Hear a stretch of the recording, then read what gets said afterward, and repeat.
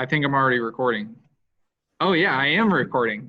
All right. Nice. Well, this is. What's up, Mr. J? I am now Mr. Janicek. I am here with Mr. Stefek, or I'll let him introduce himself. But this is the second video of a series I'm doing on careers in green energy, or just the green tech field.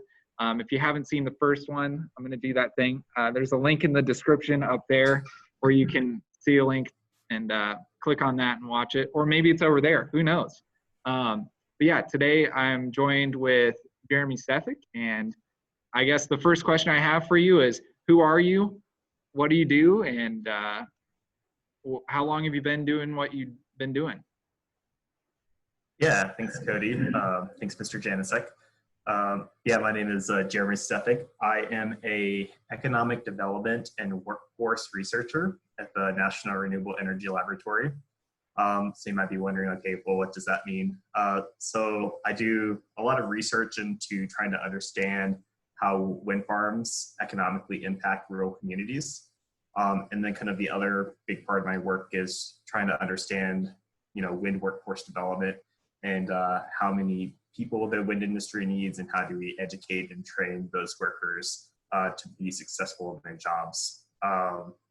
So I've been with the National Renewable Energy Laboratory for what we call NREL for around 3.5 years. So has it been that long already? It has. Wow, that's really cool. So what do you do on like a day-to-day basis? I see in the background you're most likely at home, so it might have been different pre-COVID, post-COVID, but yeah, what's it like to be at work for you? Yeah, so yeah, definitely right now I am working from home. I've been working from home since March, but hopefully we'll be able to go back into the office maybe next spring. It's kind of what at least I think that's maybe a reasonable timeline to go back.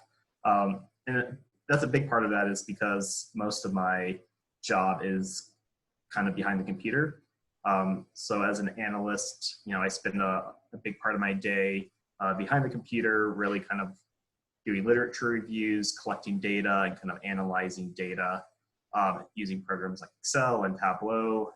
But then and then we do a lot of collaborating, which if we were in the office, we'd be meeting in person, and I'd be working with a team of people to kind of collaborate on research and kind of bounce off ideas and work as a team to kind of do this research and come up with solutions. But now it's mostly video conference calls, so I probably spend 3 to 4 hours a day talking with my coworkers through video calls and just kind of collaboratively working on documents together. And then I guess I do a lot of presentations to interested groups on my research. So probably at least once a week I'm presenting in some type of conference or seminar or workshop. Like wow. This week we have a county commissioner workshop coming up. So cool. We're gonna have 20 county commissioners from across the US kind of gather with us on a virtual phone call, and we're just going to talk about, what their experiences are around wind energy. So I think that's what keeps it really interesting, is just that, yes, it's behind the computer and, definitely working from home right now, but at least it's always a different project or a different thing we're researching. One week it's the economic impacts of rural communities, and the next week is doing like supply chain mapping for offshore wind and wow. trying to understand the workforce needs. So it's kind of constantly kind of different things to think about. Wow, yeah, and I imagine talking with county commissioners, each county's got a little bit different read on wind as an energy source, or just like experience with it too. Some are probably very experienced with the leases, and yeah, that's really interesting. 20 though, that's gonna be a fun meeting. Yeah, I think we're doing breakouts with like 4 or 5 people per breakout, but to your point, because yeah, there are so many different opinions and people that have experiences that are positive and negative and challenges they've had to overcome. And so yeah, having smaller groups would be a little bit more manageable to understand everyone, allow everyone an opportunity to kind of speak. Definitely. Cool. So I guess another question I have for you is, in high school, did you envision doing what you're doing now? Or like, how did you get to do what you're doing right now? Yeah, honestly, in high school, I don't think we learned a whole lot about renewable energy. So I graduated high school in 2008. And at that time, I guess, renewable energy and wind was really just starting to kind of take off and become, a market within the electricity sector. And yeah, I really didn't consider it at all as a career option.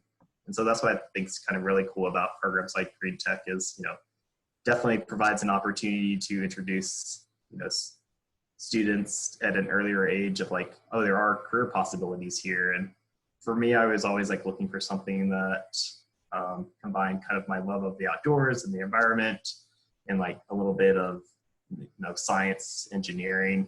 And then over time I learned, oh, I actually am a little bit more interested in just like people and how, people are impacted by certain things, so more like what I would call social science research. And so I think it was just something, I would even say when I graduated with my undergrad degree from the University of Texas, I still would not have envisioned myself in a career of renewable energy. It just took a while for me to kind of, I think I took a Energy 101 course through just like an online course on the topic. I was like, oh, that's really cool and interesting. And that's what kind of spurred me to go get my master's degree, because it was like, oh, I could actually see myself being really excited about this topic and kind of combined all my little passions together into a career. So I went back to get my master's degree so that I actually understood the technology, the market around renewable energy. That's awesome. Go Buffs. I actually went to grad school with Mr. Stefek. So that's how the interview happened. And I kind of have some insider info there. But what are you finding interesting about your work right now? I know you said that, you have an interesting background, like it's emerged since high school. You didn't necessarily know this would be what you would go into. You have an interest in the outdoors and science, engineering, but also people. So, I mean, you're probably interested in a lot of different things, but what, lead me on, but what do you find interesting about your work right now? Yeah, so I think that's what's really cool about wind and renewable energy is that you really kind of, it's like a sector that kind of combines a lot of different elements into like one topic area. So you can really be like really focused in on those engineering aspects of like designing a wind turbine or a solar panel, or you can like be that person that's out in the field, like talking with community members and like trying to talk to them and listen to their concerns around renewable energy development. And so I, at least, let's see, my current, maybe I'll talk into some of the current projects I'm working in. So one of the big things I've been working on is developing a guidebook for county commissioners to use around economic development. So the hope is like, I've been researching and writing this book that, hopefully a county commissioner in Kansas or Colorado or in New York or wherever someone wants to develop wind energy can kind of use this as a resource to kind of read through it, inform themselves, and, be able to understand what wind energy in their community means. But then, it's, like I said, it's kind of interesting because then, the next day I'm looking at a completely different topic. So another big project is offshore wind is like a really big upcoming emerging industry for wind. But there's, no U.S. manufacturing. There's no workers right now that really know how to construct, build, install a wind farm. And so the open research question is like, well, what are all the components and who needs to build all those components, and how do we, make that happen in the US? So another project is this kind of like supply chain mapping. So like understanding like all the components that go into a wind turbine blade, and how many workers does that take, and what kind of skills do they need? So offshore wind's a pretty interesting area right now.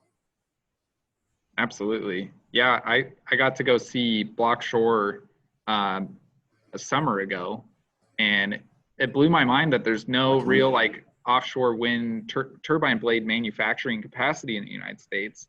There's no one like cranking out in the cells for those necessarily, or the blades mostly, I think.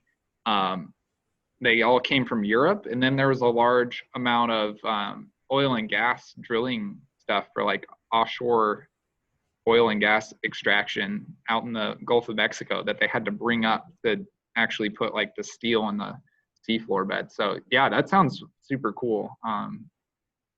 Very cool that you're looking into the supply chain as well. So last question for you is, what would you tell a student interested in pursuing the career you have now, or just what would you tell students in general?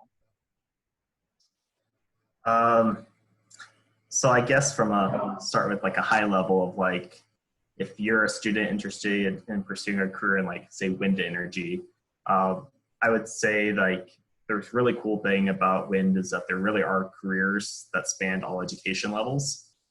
So if you are really interested in like skilled trades and you want to go be a welder that's manufacturing wind towers, like that is a really sought after skill set that requires a lot of training to be able to make these precision welds to actually manufacture a tower.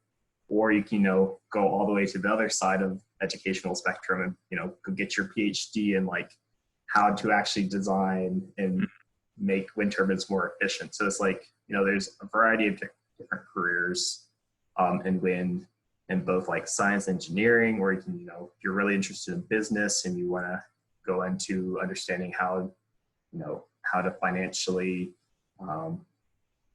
make a wind plant cost effective, and actually how to go through the siting and permitting of a wind farm.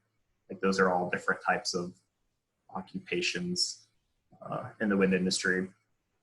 And I guess for like my particular role, so I do work at a national laboratory, and a lot of people here really are really research focused, and they have like if you do want to do more of the research side, I would definitely recommend getting a master's degree, and because that kind of helps you kind of specialize maybe in a little bit more of a topic area. And so like you kind of really hone in on like a certain aspect of the wind industry or the renewable energy industry, and you kind of have that more market or technology research background. So I guess if like you wanted to be a researcher at a national laboratory, like definitely that you're on that more of that college, undergrad, grad school career path. Kind of be able to meet the qualifications for a role. Very cool. And I mean, I'm sure eat your veggies, right? Do your math homework, all those kinds of fun things like that lead to being successful. So thank you so much. Yeah, all of the above. I'm going to record this, put this up on YouTube, and I think that's it. Thank you so much for taking the time to answer these questions. I think if the students have any questions or anything, I might direct them to you through me, just so we can have a good, consistent line of communication there. But thank you so much for taking the time to come and speak today. I know if you were in class, like physically, they would stand up and do like a standing ovation. I don't teach that or anything. You can't teach that. They just do it. So thank you so much for doing that. Yeah, you're definitely welcome, and go Owls. And yeah, definitely feel free to reach out anytime. Yeah, I saw the owl in the background. Go Owls. And yeah, definitely reach out. And feel free to reach out with questions. I'm happy to answer them. And, I would say, in the high school level, you can definitely, Kidwin's a great opportunity, and always fun. Or it seems like a really cool activity to kind of learn more about wind. So absolutely. And we do that in Green Tech. So how perfect. Maybe I'm showing this to them in person, and then we go and do Kidwin. This would be a perfect intro. But thank you so much. I'm going to